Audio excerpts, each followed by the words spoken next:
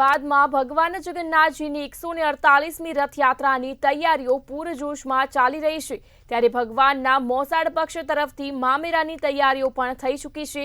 જ્યારે ભગવાનનું મામેરું કરવાનો અણમોલ અવસર આ વખતે ત્રિવેદી પરિવારને મળ્યો છે। ત્યારે શું છે સમગ્ર માહિતી, જોઈએ આ અહેવાલમાં। યજમાન બનેલ મામા કરશે ભાણેજનું ભવ્ય સ્વાગત। મામેરાની તૈયારીઓ ચાલી રહી છે પૂરજોશમાં। મામાના ઘરે મંડપ બંધાયા, મહિલાઓના હાથમાં મહેંદી મુકાઈ।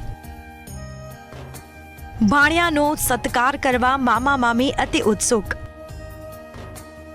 આ વખતે રથયાત્રાની થીમ પર કરાશે ભગવાનનું સ્વાગત। વાજતે ગાજતે ભાણિયાઓને હર્ષ ઉલ્લાસથી ઘરે લાવશે મામા। મામા લડાવશે ભાણેજને અનેરા લાડ। યજમાન બનેલ મામા ઉતારશે ભાણેજની નજર।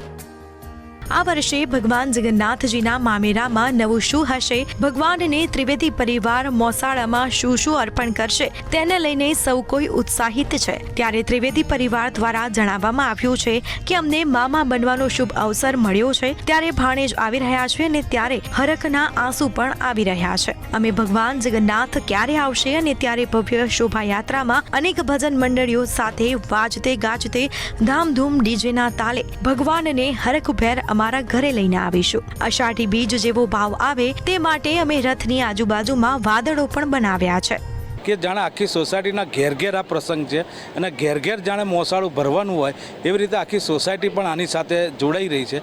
એવી રીતે વાસણાની 131 સોસાયટીએ સામે ચાલીને અમને સામર્થ્ય આપ્યું છે કે આપણે આ ફેર એવો ઉત્સવ કરીએ કે જાણે સરસપુરમાં મોસાળમાં મામા આવે છે એવી રીતે આપણે વાસણામાં એક દિવસ માટે બી મોસાળનો લાભ આપણને મળે છે, તો એક દિવસનો લાભ એવો સાર્થક કરીએ કે આખું વાસણા એકદમ એનાથી ઉત્સાહિત થઈ જાય અને 131 સોસાયટીએ પર્સનલ અમને મળીને દરેક વસ્તુ। આ વર્ષે ભગવાનના મોસાળામાં ત્રણેય ભાઈ બહેનના વાઘા વેલ્વેટ બ્લુ અને ગુલાબી રંગના બનાવવામાં આવ્યા છે। ભગવાન જગન્નાથજીને ફૂલો અતિ પ્રિય છે અને એટલા જ માટે આ વખતે કમળની થીમવાળા વાઘા તૈયાર કરવામાં આવ્યા છે। આ વખતે સોના, ચાંદી અને જળતરના હાર, કાનના કુંડળ અને સુભદ્રાજીને નાકની નથ, વિવિધ પ્રકારની સાડીઓ અર્પણ કરવામાં આવશે। આપણો ભાણેજ જ્યારે આવે છે તો આપણને ઘણી જ લાગણી હોય છે, તો આ તો જગતનો નાચ છે। એના મામા બનવાનો અવસર તો ખરેખર કોઈક ભાગ્યશાળીને જ મળે છે અને એ લાગણી તો અમારી એકદમ અનેરી છે, જે દરિયા દિલમાં હોય એનાથી વિશેષ છે। એટલે અમને બહુ જ પુષ્કળ લાગણીનો અનુભવ છે, પુષ્કળ ઉત્સવ છે આનો। ભગવાન જ્યારે પોતાના ઘરે પધારવાના હોય ત્યારે તેમની આગતા સ્વાગતા માટે વિશેષ રૂપે શોભાયાત્રા તેમજ વિવિધ પ્રકારની ભજન મંડળીઓ દ્વારા તેમનું ભવ્ય સ્વાગત કરવાની તૈયારીઓ મામા દ્વારા કરવામાં આવી છે। આ ભક્તો માટે પણ વિશેષ ભંડારાનું આયોજન કરવામાં આવ્યું છે। ભગવાન એક દિવસ માટે મામા બનેલ યજમાનના ઘરે રોકાશે અને તેમને અતિ પ્રિય એવા માલપુવા અને ગાંઠિયાનો પ્રસાદ ભક્તોને આપવામાં આવશે, તેમજ રાત્રે મહાઆરતી બાદ મહાભોગ પીરસવામાં આવશે। નગરના નાથ હવે નગરચર્યાએ નીકળશે અને ગણતરીના દિવસો જ બાકી છે, ત્યારે આ વખતે જેમણે મામેરું કરવાના છે તેવા યજમાન દ્વારા વિશેષ થીમ આ વખતે રાખવામાં આવી છે।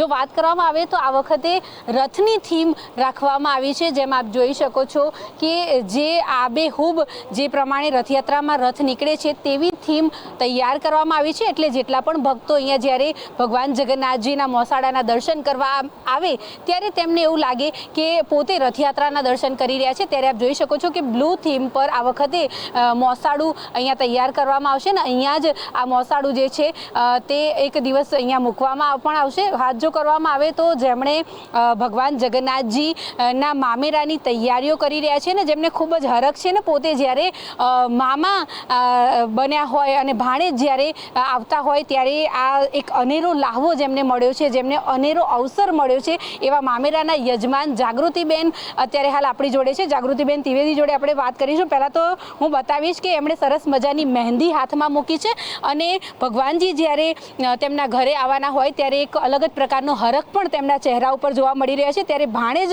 ઘરે આવી રહ્યા છે ત્યારે અલગ જ પ્રકારની લાગણી હોય છે। આપણે જાગૃતિબેન જોડે જ વાત કરીશું। જાગૃતિબેન, પહેલાં તો મામા પોતે જ્યારે ભગવાન હોય અને તેઓ જ્યારે તમારા ઘરે આવી રહ્યા હોય, પાવન પગલાં પાડી રહ્યા હોય, ત્યારે કયા પ્રકારની લાગણી છે? ખૂબ અદ્ભુત લાગણી છે અમને, અને અમે વિચારીએ છીએ કે જગતનો નાથ જ્યારે અમે મામા બન્યા હોઈએ ને અમારા ઘેર આવે, અમારો ભાણેજ આવે છે તો એ ખુશી થાય છે.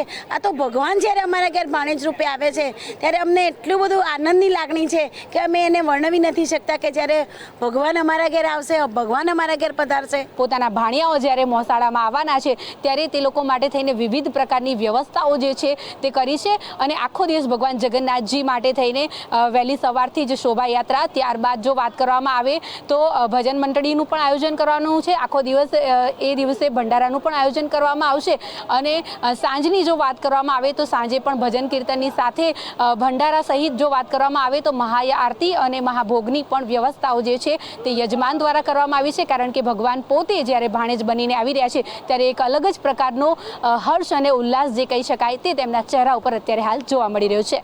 કેમેરા પર્સન કેતન શ્રીમાળી સાથે અનિતા પરમાર, મંતવ્ય ન્યૂઝ, અમદાવાદ.